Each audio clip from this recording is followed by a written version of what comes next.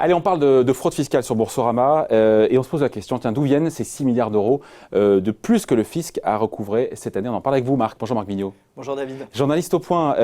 Donc l'administration fiscale nous a dit, annonce faite en grande pompe et triomphante par Gérald Darmanin hier, ministre de l'Action et des Comptes Publics, qui nous dit en gros, voilà, il y a plus d'argent qui est rentré dans les caisses, 6 milliards d'euros d'impôts en plus sur 9 mois cette année, contre 4 milliards sur l'ensemble de l'année 2018. Oui, alors c'est 4,7 contre 5,6 je crois. Donc un gros milliard de plus.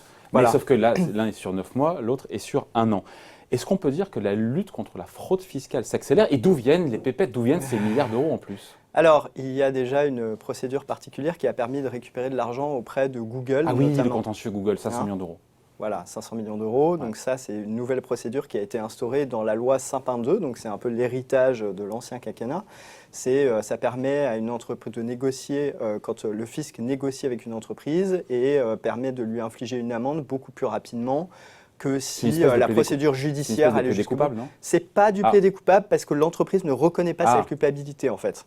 Mais c'est reconnaître qu'il y a un risque pour les deux parties, donc on négocie et on récupère de l'argent pour le fisc. C'est pas hypocrite parce qu'en fait elle ne reconnaît pas qu'elle est coupable, mais en même temps elle est prête à payer une amende pour qu'on arrête. Ah bah oui, non mais c'est totalement hypocrite, mais c'est une façon justement de ne pas perdre la face.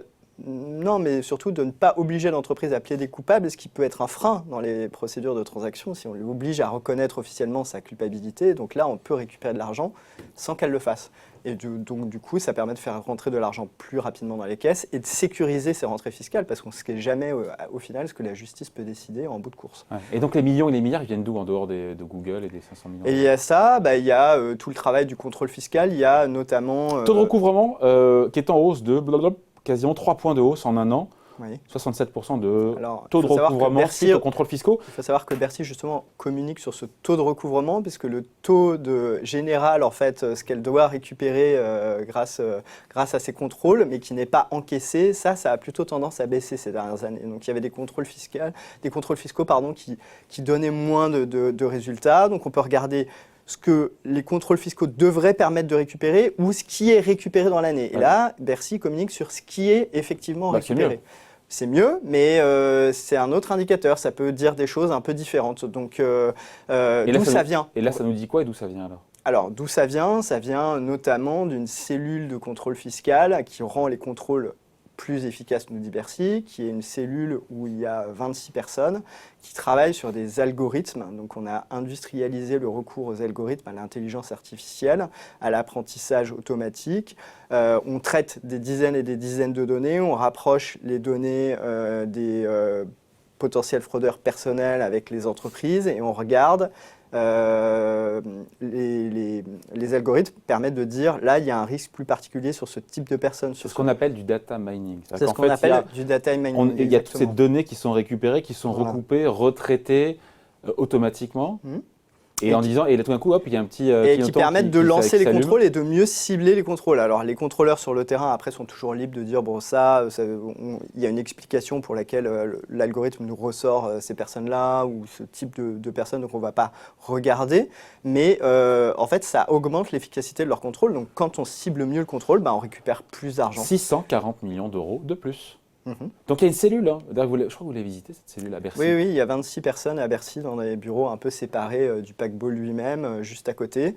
Et c'est dans les services du contrôle fiscal. Et il y a 26 personnes qui sont recrutées, pas que dans l'administration, parce qu'on a besoin de profils très particuliers, des informaticiens, des mathématiciens, qui sont recrutés sur contrat de droit privé. Et donc les outils comme la réforme de la fonction publique vont aider ça, parce qu'il faut attirer ces talents. Il y avait une personne qui me confiait que le créateur de cette cellule-là, il était parti dans une entreprise privée récemment parce que les grilles de la fonction publique font qu'on ne pouvait pas le retenir et qu'il y avait une concurrence avec le privé. Donc, il faut attirer des talents. Et donc, il y a 26 personnes qui travaillent derrière des ordinateurs. On voit des lignes de code un petit peu. Et ils nous expliquent que, par exemple, pour les restaurants, on vous analyse plusieurs ratios et en fonction de l'attitude des restaurateurs et de certains ratios, on identifie les restaurants qui sont plus en risque de fraude. Donc, on va lancer les contrôles sur le terrain dans ces restaurants-là et on s'aperçoit qu'ils minorent leurs recettes plus que les autres, etc. Bon, ce data mining, il s'applique essentiellement aux entreprises ou aussi aux contribuables? Il va s'appliquer aussi aux contribuables. Et d'ailleurs, ça a fait un peu polémique ces derniers temps, puisque dans le projet de loi 2020, il y avait une disposition qui permettait justement à ces contrôleurs d'utiliser les données sur les réseaux sociaux. Facebook, attention, Twitter. les données publiques. C'est-à-dire, on ne va pas casser vos codes et aller derrière un truc privé. Mais par contre, quand vous publiez quelque chose sur un réseau social, Bercy peut aspirer ces informations, les retraiter, sortir des indicateurs, puis après faire tourner un algorithme puissant, auquel moi-même je ne comprends rien, qui permet d'identifier mieux Mais ceux toutes qui les sont en traces qu'on risque laisse de sur les fraude. réseaux sociaux, encore une fois, les Facebook, les Twitter, les Instagram, autres, ou même quand on va sur le Bon Coin, tout ça, ils on ne peut récoltent, pas à ils la fois aspirent. dire on récolte pas assez de la fraude fiscale et en même temps on ne va pas utiliser les techniques modernes pour traquer les fraudeurs fiscaux. Ça paraît un peu paradoxal. Donc il y a cette cellule.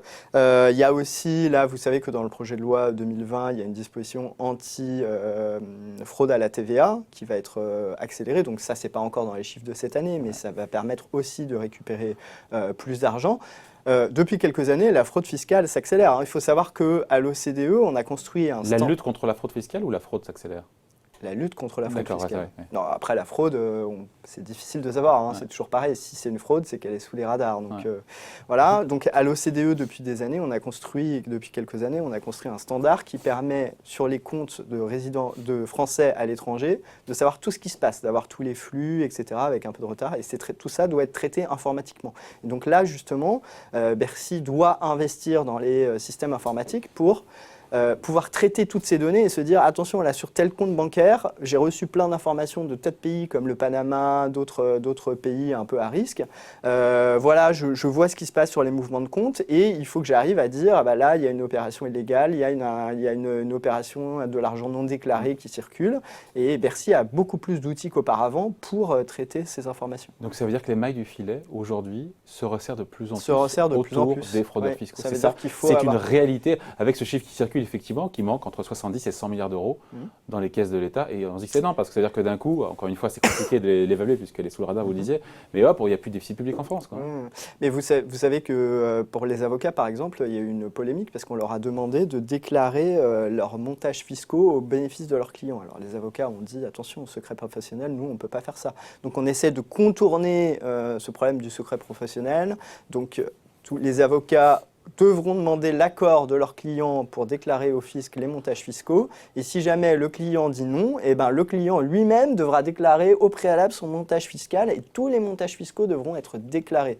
Donc voilà, il y a des outils comme ça qui permettent d'accélérer la lutte contre la fraude fiscale. Alors évidemment, le syndicat qui représente les fonctionnaires de Bercy, notamment les fonctionnaires chargés du contrôle, disent oui, mais alors on fait toujours plus, on nous en demande toujours plus avec moins. Ils regrettaient que moins de moyens. Ouais. Il regrettait que les chiffres du contrôle fiscal n'aient pas été publiés comme c'est le cas d'habitude dans les documents annexes du projet de budget. Donc là, c'est ce que Gérald Darmanin vient de corriger, même si on n'a pas tous les détails.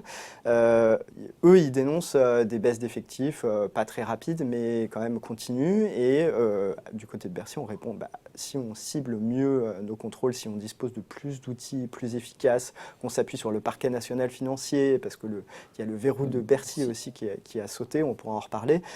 Si on cible mieux nos contrôles, on a besoin d'effectifs peut-être moins nombreux, ou en tout cas on peut garder une stabilité d'effectifs et il y a moins besoin de contrôleurs fiscaux. Mais évidemment, eux, les syndicats, ils sont d'un avis contraire. Ouais. On le croit ou pas, ou on est dubitatif quand le ministre de l'Action et des Comptes Publics nous dit, voilà, depuis un an, depuis le vote de ma loi, encore une fois, contre la fraude fiscale, et c'est plus efficace aujourd'hui.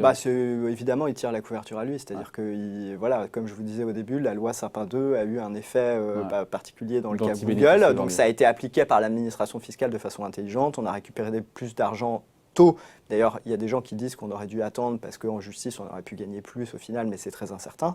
Donc c'est toujours contesté. Mais effectivement, Gérald Darmanin, il tire un peu la couverture à lui en disant c'est lui. Mais c'est en fait le résultat de plusieurs années où la lutte contre la fraude est clairement devenue une priorité et où des outils ont été créés.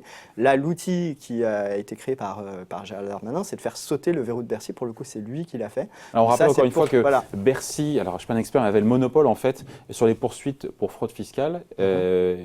Et aujourd'hui, au-delà d'un certain montant de fraude fiscale, je crois que c'est 100 000 euros, au-dessus de 100 000 il y a automatiquement une transmission au parquet donc de ces gros dossier de fraude Oui, fiscale. au parquet national financier, d'ailleurs pour lequel il y a un débat sur les moyens dont il dispose, mais du coup on considère que là c'est plus efficace, qu'il y a beaucoup de procédures qui ont été engagées depuis que le verrou a sauté, et donc que ça va permettre de faire rentrer de l'argent dans les caisses, et que les acteurs de la chaîne là disent ça a l'air très efficace, il va falloir encore quelques années pour confirmer, mais en tout cas le fait que ça ait sauté, ça permet d'amoindrir ce soupçon selon lequel Bercy cacherait des dossiers pour des gens qui seraient des gros fraudeurs, parce que ça serait des gens très importants pour l'économie, des patrons, etc., ou des entreprises avec qui ça s'arrangerait. Donc en tout cas, faire sauter le verrou de Bercy, c'est un acte symbolique fort du point de vue de la lutte contre la fraude fiscale. Vous savez que la Cour des comptes va remettre un rapport sur le montant de la fraude fiscale. Il y a des chiffres très très variables qui circulent. Il y a sûrement des chiffres un peu fantaisistes quand on dit qu'on peut, ce que vous évoquiez, réduire le déficit grâce à la lutte contre la fraude fiscale. C'est vraiment, on peut en douter de ce chiffre-là, de ces chiffres-là. Mais la réalité en tout cas, c'est que sur 6 milliards d'euros, encore une fois, en 9 mois, c'est largement plus que, encore une fois, quasiment 5 sur l'ensemble de l'année 2018. Et ça vient, on a compris, de Google, donc c'est un peu du one-shot. Ça vient du data mining. Il y aura d'autres cas d'entreprise probablement. Ouais, ça vient du data mining, encore une fois, du big data appliqué, encore une fois, aux données des contribuables des entreprises. Le verrou de Bercy qui a sauté, voilà. Et donc, tous ces éléments-là font que... Après, il peut y avoir des années meilleures que d'autres. Il faudra voir sur la durée. Il y a aussi, ce que je vous disais, l'analyse de données, les cas, les Panama Papers qui sont sortis. Ça a permis de récolter déjà plusieurs centaines de millions. Non, mais ça n'a rien à voir avec...